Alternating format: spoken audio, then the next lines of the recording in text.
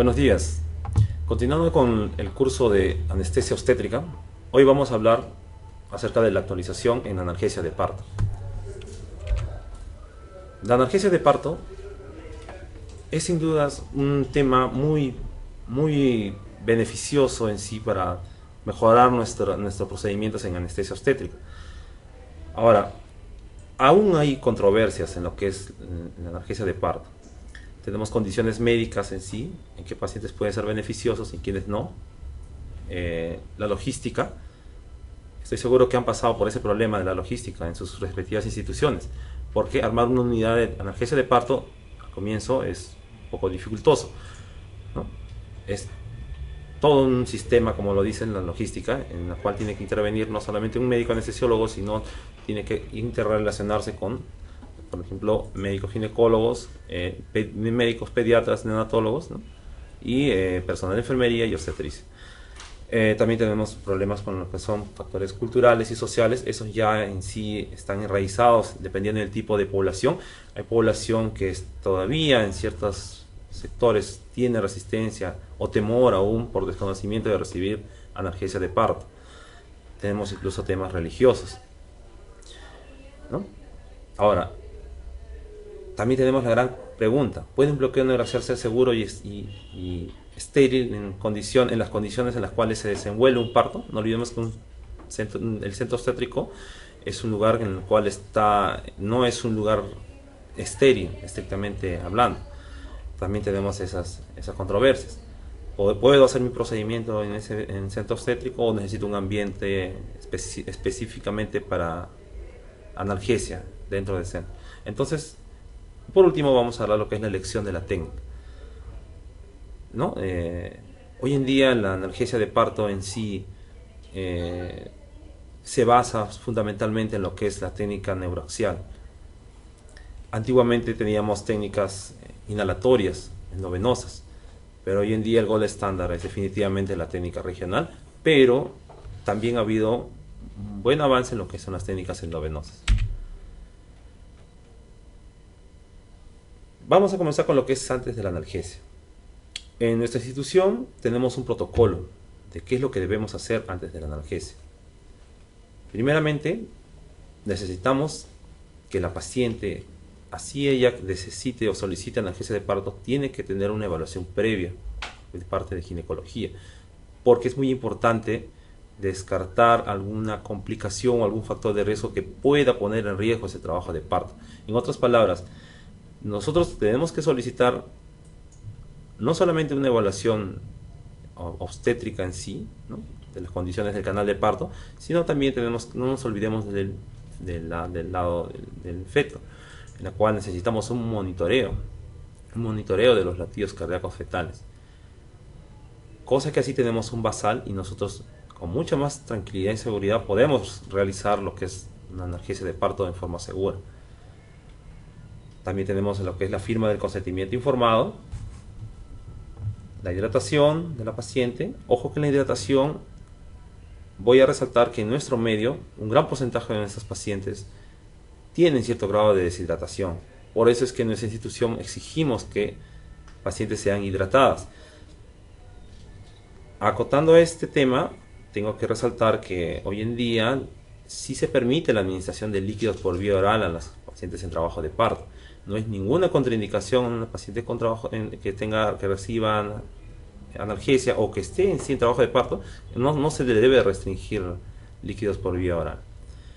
Y luego tenemos por último los exámenes de laboratorio básicos. No olvidemos que si vamos a pensar hacer una técnica neuroaxial, tenemos que tener en cuenta que tenemos que tener la hemoglobina y también un perfil de coagulación. Sobre todo el perfil de coagulación para ver y determinar que haya seguridad en realizar una técnica invasiva neuroaxial. Otro punto importante: nunca debemos colocar una analgesia de parto o realizar un procedimiento anestésico si no tenemos un coche de paro. En estos casos puede ser portátil si es necesario, pero tenemos que tener un equipo de reanimación a la mano. Ante cualquier eventualidad, eso es lo que nos va a sacar de una complicación potencialmente letal. Y también tenemos que tener disponibilidad de oxígeno. Esto es muy importante. No olvidemos como anestesiólogos que al realizar procedimientos neuroaxiales fuera de sala de operaciones, estamos más expuestos a los riesgos que podría dar una complicación anestésica. Como ustedes verán, en este gráfico vemos una habitación de centro obstétrico de nuestra institución. La paciente que va a recibir atención para el trabajo de parto, ¿no? Y más aún si va a recibir analgesia de parto, tiene que tener una monitorización continua, un monitor multiparámetros para las funciones vitales maternas, un monitor para cardiotocografía para monitorizar al bebé, ¿no? Tenemos bombas de infusión, bombas de otro tipo para administrar oxitóxicos, ¿no?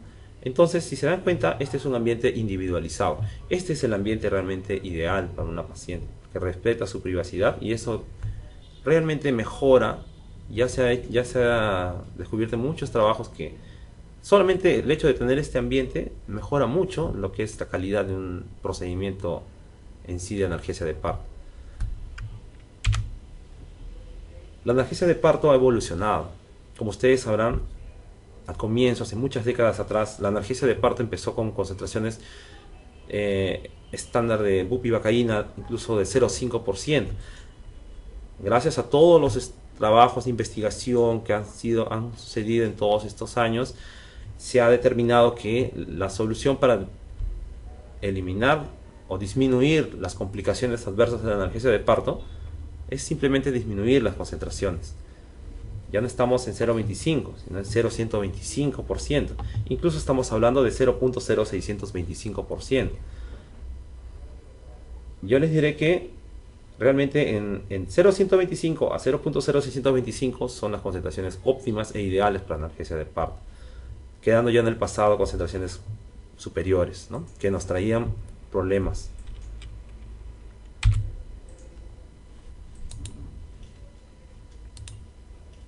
La monitorización es esencial en el procedimiento de analgesia de parto. Como ya les mostré en una imagen anterior, se deben monitorizar las funciones vitales de la madre y del bebé. Teniendo esa basal, recién podemos colocar una analgesia de parto.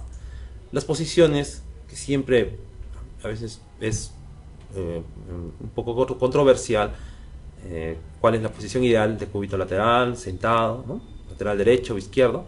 Hoy en día se sabe que realmente lo que se debe buscar es la posición obstétrica, que es la de cúbito lateral, de preferencia del lado izquierdo. Pero si en ciertos casos hay dificultad para el acceso, por ejemplo, una paciente obesa, una paciente con dificultad en el acceso neuroaxial, no tenemos por qué exigir un decúbito absoluto. Podemos sentar a la paciente y eso nos va a ayudar en el procedimiento. Como ustedes ven en ese gráfico, vemos aquí la dosificación. La dosificación ya está ampliamente estudiada en lo que es analgesia de parto. Hay que promover el conocimiento de que la analgesia de parto sí se puede aplicar en fase latente, en fase activa y en el expulsivo. No hay ningún problema. Ya está comprobado que no altera los tiempos. Pero eso sí, con mucha responsabilidad de parte de nosotros debemos aplicar determinadas dosis y concentraciones dependiendo del estadio. En la fase latente aplicamos opioides, generalmente por vía epidural, ¿no? En la fase activa hacemos una combinación de opioides más anestésicos locales, y en el expulsivo usamos básicamente anestésicos locales y aumentamos el volumen. Estas dosis las he sacado de nuestros protocolos, de nuestras guías de nuestra institución, en la cual nosotros en la fase latente evidenciamos que usamos el fentanilo tanto por vía epidural o por vía raquídea.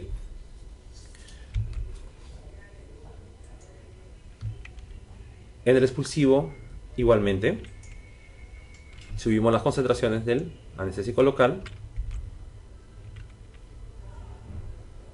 Ahora, la pregunta que vendría que es controversial, digamos, en ciertas instituciones y en otras, ¿qué es lo que más le interesa a un anestesiólogo cuando va a iniciar una analgesia de parto? Es ¿con qué comienza? ¿Con una combinada o una epidural? Porque obviamente, como ustedes sabrán, La analgesia combinada usa las bondades de la anestesia raquídea, que tiene un efecto mucho más rápido que la epidural. Pero se han hecho muchos estudios en los cuales, ¿qué se ha determinado? Si bien es cierto la analgesia epidural es el estándar, ¿no?, para todo lo que es analgesia de parto,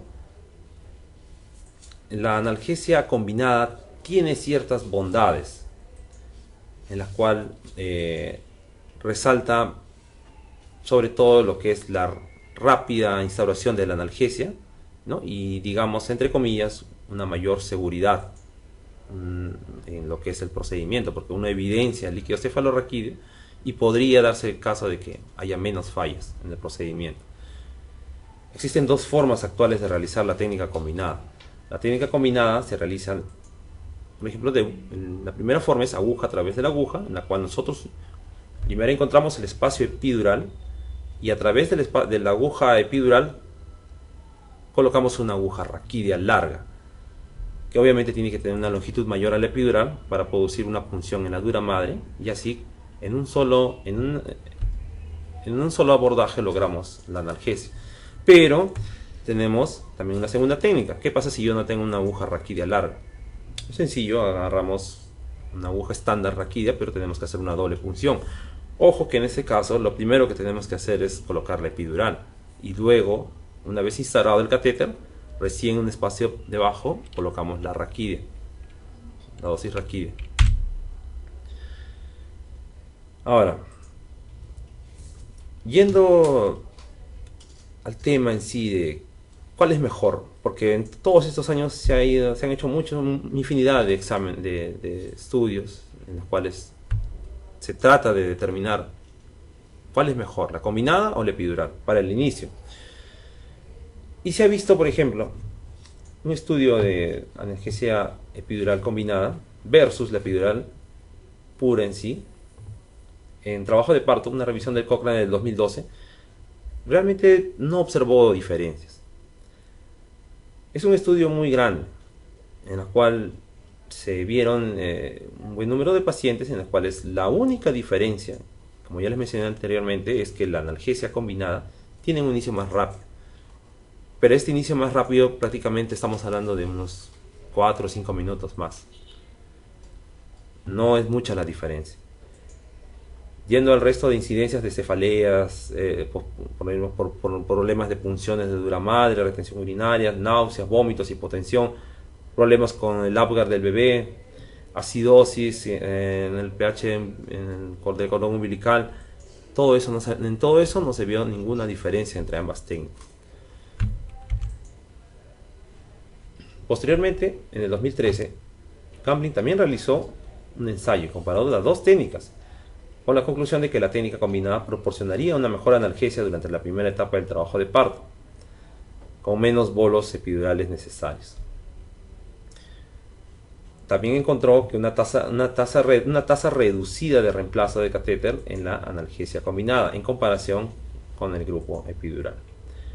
¿Y a qué se refiere esto? En otras palabras, Gamblin sugería de que por el hecho de usar una combinada, nosotros podríamos tener una menor incidencia de fallas, ¿no? A eso se refiere lo que es el reemplazo de catéter. El reemplazo de catéter es cuando uno coloca una analgesia, ¿no?, calma el dolor, después necesita a la hora y media una dosis de refuerzo y no funciona el catéter. Entonces él vio que en la analgesia combinada se vio menos esto.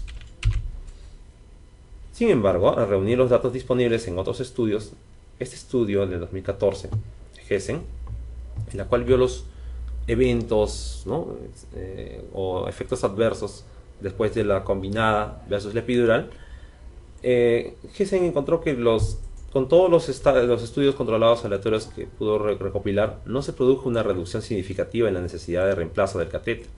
En otras palabras, él dio la contra al estudio anterior, ¿no?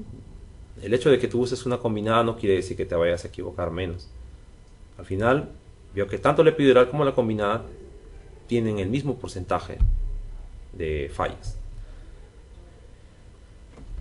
Tampoco hubo diferencias en el número de bolos epidurales o en lo que es la canulación de las venas epidurales, que también es una complicación, que podría dar una intoxicación, ¿no?, en lo venoso.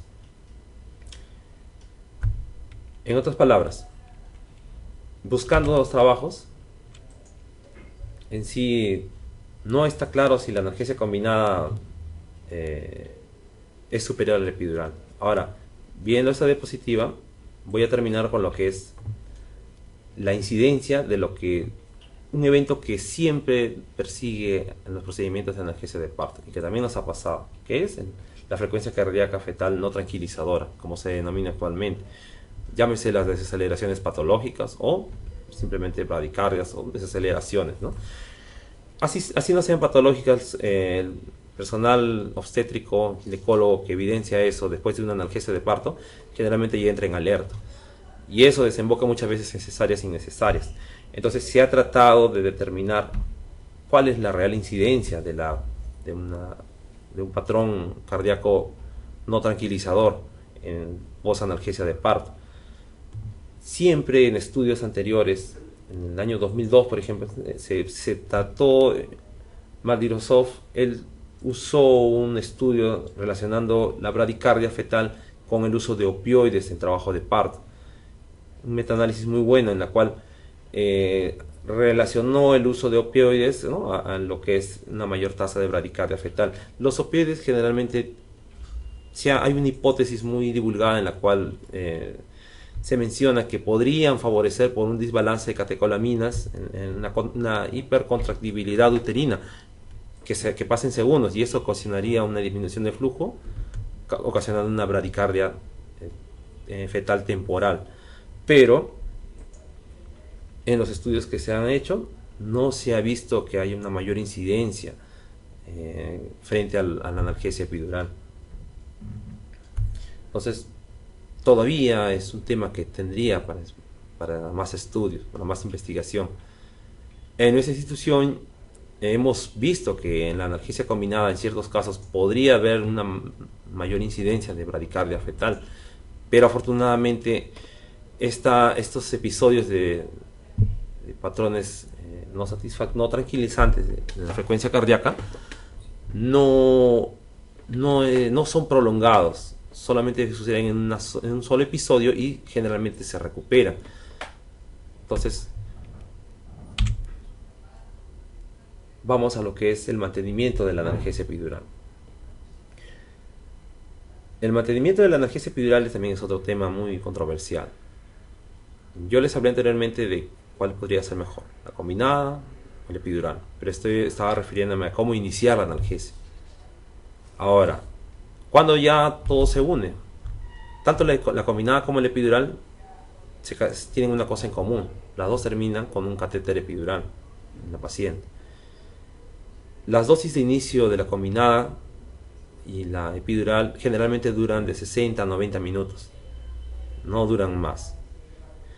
Entonces, al pasar los 90 minutos, ¿qué es lo que tenemos? Tenemos un catéter epidural y tenemos un dilema: ¿le pongo por bola intermitente o lo pongo en infusión continua? Y ese es el mantenimiento. ¿Cómo continúo la analgesia? Entonces, ya desde el año de 1988 se introdujo lo que es el concepto de analgesia epidural controlada por el paciente. Son bombas de infusión especiales en las cuales el paciente, con medio de un dispositivo, puede administrarse un bolo según su propia necesidad. Mucho antes de este año ya se hacían estudios de infusión, pero continua, no en bolos. Entonces ya Gambling, con este estudio, en la cual se usó el estudio del PSA en sí, pacientes para que se administren en bolos a libre según el dolor que sentían, vio que eso era muy superior a lo que es la infusión continua. Vio, por ejemplo, que obviamente al usar la técnica de bolos administrados por el paciente, el consumo es menor, ¿no?, versus una infusión basal. Un metaanálisis que incluyó 9 estudios confirmó que el hallazgo de un uso reducido de anestésicos locales y también encontró menos bloqueo motor en el año 2002. Otros estudios combinaron el modo de infusión de bolos controlado por el paciente con una infusión basal. ¿Por qué? Porque el problema de la infusión basal es que la infusión basal, para que sea efectiva, en teoría necesita volúmenes de mililitros por hora superiores a 10 ml por hora. Eso trae complicaciones. Pero ¿qué pasa si yo uso los bolos y le añado una infusión basal, pero a un volumen mínimo? Estamos hablando de menos de 10. Y se encontró que para la infusión basal, a una tasa de mayor a 5 ml por hora, es eficaz, con tal de no pasarse de 10. ¿No? Menos de 5, en ese estudio Lower, ¿no?, en una revisión de la literatura en sí de numerosos procedimientos que se hicieron con bombas de infusión continua, logró establecer que el volumen menor de 5, digamos, no es satisfactorio en una analgesia de parto. ¿Por qué? Porque realmente el volumen es muy pequeño y no cubriría los segmentos medulares necesarios para cubrir adecuadamente el dolor. Ahora, un metaanálisis reciente que evaluó los efectos de la adición en infusión de fondo informó un mayor riesgo de parto instrumental en los bolos controlados por el paciente, ¿no?, cuando estaba unida a la infusión, versus el grupo de bolos solos. Pero afortunadamente este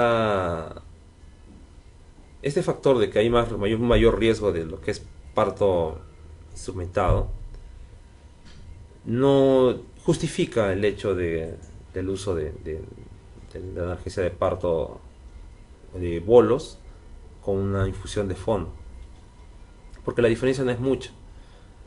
En promedio estamos hablando de una prolongación de más o menos de 12 minutos en promedio, que no es mucho. No debemos olvidar que la Sociedad Obstétrica Americana, incluso a los pacientes que tienen analgesia de parto, le añade una hora más para que haya más tranquilidad, ¿no? Un paciente multípara, un expulsivo tranquilamente puede tener 3 horas y una multípara 2 horas. Entonces, viendo que el impacto es menor, ¿no?, es muy pequeño realmente, no hay ninguna contraindicación para usar esta técnica de analgesia de parto controlada por el paciente. Basándose en la evidencia actualmente disponible, se recomienda el modo que les mencionaba, ¿no?, la analgesia controlada por el paciente. Puede ser en su forma única, o también se puede combinar con una infusión de fondo, como les decía, que tendría que estar en promedio entre 5 a 10 ml por hora. Pero ya no es aceptable el uso de la infusión continua como único método. ¿Qué es lo que sucedía? En nuestra institución también veíamos eso, ¿no? Colocábamos la analgesia de parto y en bolo de inicio, se calmaba el dolor, y a la hora conectábamos una bomba de infusión a un promedio de 10 ml por hora. Si bien es cierto el dolor se controlaba, el problema eran las complicaciones. ¿Y cuáles eran las complicaciones? Bloqueo motor, falta de pujo. Entonces, por eso es que la parte teórica definitivamente nos dice que no debemos usar la infusión continua sola. Si queremos usar bombas de infusión, debemos hacer solamente analgesia controlada por el paciente o controlada por el paciente más una infusión basal, pero que aunque el volumen sea menor de 10.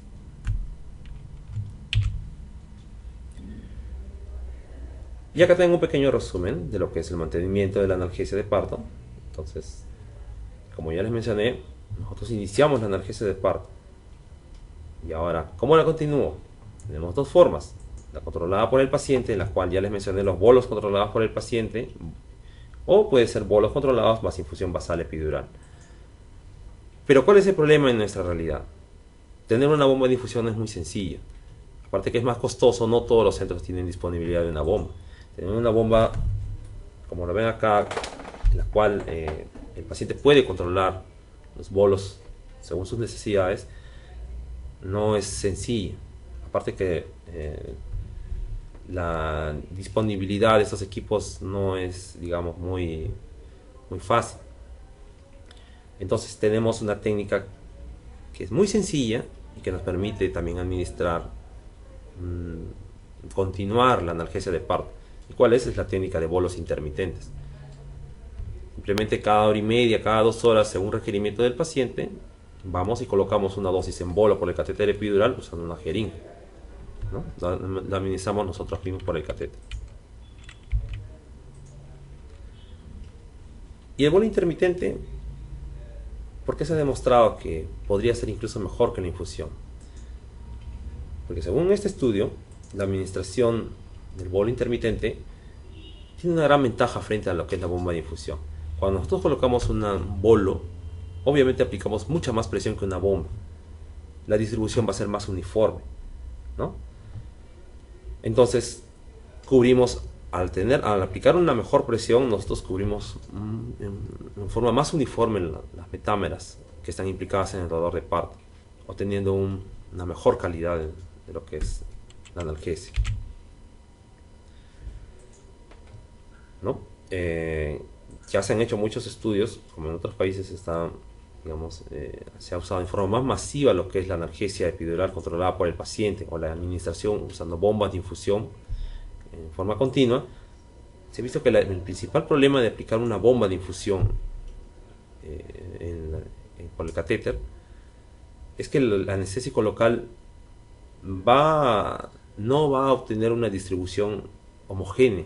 Se va a concentrar en unos cuantos segmentos medulares y esto va a provocar que haya una mayor concentración del anestésico. Entonces esto va a provocar un bloqueo motor o alteraciones en la sensación de pujo, en el expulsivo.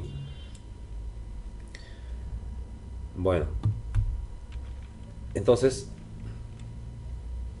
en lo que es la analgesia, el mantenimiento en sí, usando el bolo intermitente, no vamos a alcanzar en sí las concentraciones suficientemente altas para afectar las fibras motoras. ¿Por qué? Porque como lo presionamos en forma continua al momento de colocarlos nosotros mismos con nuestras manos, a provocar una gran presión, el anestésico local no va a tener oportunidad de concentrarse en determinadas metámeras, sino va a distribuirse y entonces la concentración va a ser mínima. Todas estas son hipótesis, ¿no?, que se han estudiado en muchos estudios, pero muchas de ellas probablemente sean ciertas, ¿no? Y haciendo estudios se ha encontrado efectivamente que cuando nosotros usamos las técnicas intermitentes, y eso nosotros también lo hemos visto, ¿no?, en las técnicas intermitentes versus la infusión usando bombas de infusión continua, vemos obviamente que en la técnica intermitente nos da menor bloqueo motor, menos problemas de pujo, ¿no?, y también sobre todo menos bloqueo unilateral, ¿no?, porque también tenemos el gran problema del posicionamiento correcto del catéter. El catéter es un dispositivo que no podemos manejar una vez que está introducido. Tenemos que tener mucho cuidado en la profundidad de introducción, que en analgesia obstétrica se nos dice que en promedio debe ser de 4 o 5 centímetros como máximo. Pasando al tema de la analgesia y cesáreas, vemos que, bueno, eso ya lo hemos repetido infinidad de veces, la analgesia epidural en sí, ¿no?, como técnica, no es un factor causal importante de cesáreas. En otras palabras, si ustedes inician la analgesia de parto en su institución, no tiene por qué aumentar la incidencia de cesáreas. La analgesia epidural y fiebre intraparto también es un fenómeno muy estudiado. Se ha determinado que en los últimos años se ha visto una incidencia, digamos, dependiendo de la población obstétrica, entre un 15 o un 20% de pacientes que han recibido analgesia han desarrollado fiebre. Y eso ha llevado a muchos estudios muy minuciosos, porque la fiebre materna es un indicador de riesgo no solo para la madre, sino también para el feto. ¿Y qué se ha encontrado? Hasta ahora sigue en investigación la asociación de fiebre con los medicamentos que usamos para analgesia de parto. Pero se han encontrado cosas muy interesantes. Se ha encontrado, por ejemplo, que las pacientes que reciben analgesia epidural tienen aumento de los niveles de interleucina 6, ¿no?, en las cuales se relaciona a un mecanismo inflamatorio de tipo no infeccioso. Por ejemplo, Riley, en este estudio que vemos aquí, incluso demostró que la fiebre epidural no se debe a una infección, porque incluso se inició en forma aleatoria administraciones profilácticas de antibióticos. Y a pesar de eso, igual los pacientes hicieron fiebre. Entonces la hipótesis de una inflamación estéril, ¿no?, proviene de un ensayo de un investigador, el Sharma, en la cual mostró que los antibióticos administrados previamente a la administración de analgesia de parto no afectaron la tasa de fiebre, ¿no?, y tampoco afectó la tasa de inflamaciones placentarias que se hacían obviamente en estudios posteriores en anatomía patológica. Entonces se determinó que no era un factor, digamos, infeccioso en sí. Incluso hubieron estudios en los cuales se administraron corticoides a los pacientes y se logró disminuir la incidencia de fiebre, corroborando mucho más esta etiología, esta hipótesis. Pero el problema es que es muy peligroso administrar corticoides a gestantes. El prurito es una complicación menor, ¿no? Obviamente está asociada a lo que es la administración subaracnoidea de opioides, ¿no? Más que todo se ve en lo que es analgesia combinada. Afortunadamente el prurito es solamente temporal, durante 30 a 40 minutos. Todas las veces que hemos visto prurito en nuestras analgesias de parto ha sido muy bien controlada, no necesita tratamiento médico y, como les digo, son temporales. En lo que es bloqueo motor e hipotensión, igualmente, gracias a las dosis que mencioné anteriormente, las concentraciones bajas de 0,125, ¿no?, y las concentraciones raquídeas bajas en sí, estamos hablando de menos de 2,5 miligramos cuando es por vía raquídea, no vemos en sí lo que es el bloqueo motor significativo, ¿no? La incidencia es muy baja realmente, y también no tenemos el problema de la hipotensión. La analgesia de parto endovenosa con remifentanilo. Como les mencioné anteriormente, la analgesia de parto ha tenido un gran desarrollo por la vía regional. La vía inhalatoria realmente está comprobado que no da una buena satisfacción, no proporciona un buen alivio del dolor, ¿no? Pero, ¿por qué yo recalco la analgesia de parto endovenosa con remifentanilo? Porque tenemos que tener un plan de emergencia. No olvidemos que las técnicas neuraxiales tienen contraindicaciones.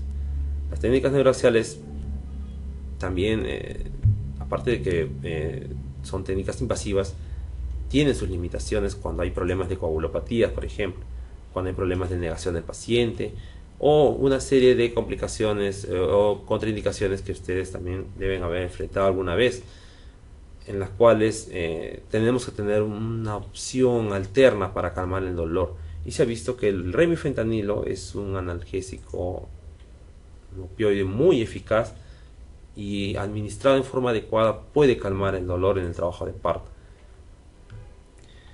Ahora, en el año 2014 se hizo una comparación, un estudio en el Liu, hizo un estudio comparativo de remifentanilo, ¿no?,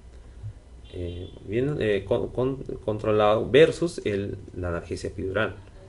Obviamente la analgesia epidural iba a ganar, porque la analgesia epidural controla mucho mejor el dolor versus la analgesia endovenosa, pero el remifentanilo logra llevar los valores del EVA a un dolor, digamos, leve, lo cual es un gran alivio para una paciente, ¿no? Fuera de eso, en este estudio no hubo diferencias significativas en lo que son efectos adversos secundarios como náuseas, prurito, resultados, puntuaciones de Apgar, ¿no?, pH en arteria umbilical. Las dos técnicas mostraron efectos adversos similares. Pero ¿qué pasa si no tengo remifentanilo? Hay una infinidad de medicamentos que también se usan, tramadol, ¿no?, petidina. La petidina la menciono aquí porque es un analgésico obstétrico muy difundido en lo que son obstetricia. Pero lamentablemente la petidina tiene muchos problemas.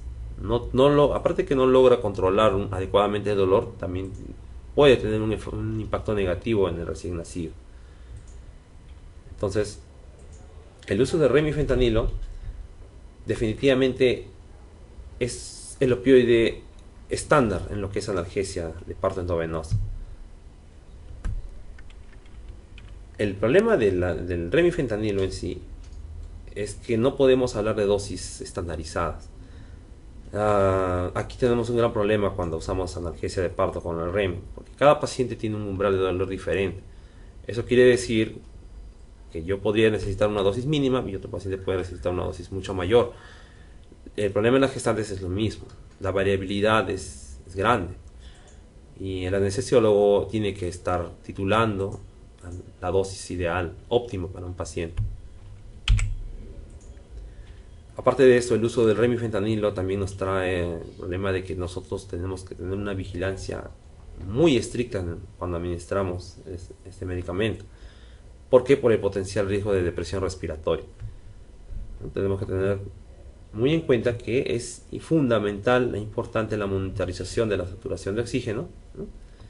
Y ante cualquier problema de depresión tenemos que tomar las medidas necesarias. En ese estudio de Stocky, en la cual se vio lo que son estudios y pruebas de la eficacia de la analgesia del remifentanilo, ¿no? Y también comparándolo con analgesia epidural, no se vio tampoco diferencias en la puntuación de APGAR, ¿no? Y las variables respiratorias neonatales. Eso lo pongo para demostrar que muy bien administrado, mucha familiaridad, podemos obtener tanto por vía epidural como por vía endovenosa con remifentanilo recién nacidos totalmente saludables y sin ninguna complicación. El problema sería la madre. Tenemos que tener mucho cuidado de no provocar depresión respiratoria y también en ciertos casos no podría darse una satisfacción adecuada del alivio del dolor. El remifentanilo lo usamos en dos formas: en bolos intermitentes, ¿no? Usando una bomba de PCA, ¿no? Usando bolos programados por kilo de peso que va de 0,1 a 0,5, unido a una infusión basal de fondo, que es una infusión bien baja. Si se dan cuenta, es 0.025 o 0.05 microgramos kilo minuto. Pero si no tengo una bomba de PCA, puedo usar la infusión continua. La infusión continua de remifentanilo, que le llamamos de dosis respuesta, en la cual empezamos con 0.05 microgramos y llegamos a una dosis tope incluso de 0.2. Parece una dosis bien alta. A 0.2 ya deberíamos ver depresión respiratoria, pero en nuestra práctica, gracias a la experiencia que hemos tenido en analgesia endovenosa, hemos visto que cuando una mujer está llegando al periodo expulsivo, realmente 0.2 no le va a producir depresión respiratoria por el gran consumo de opioides que hace, producto del dolor, obviamente.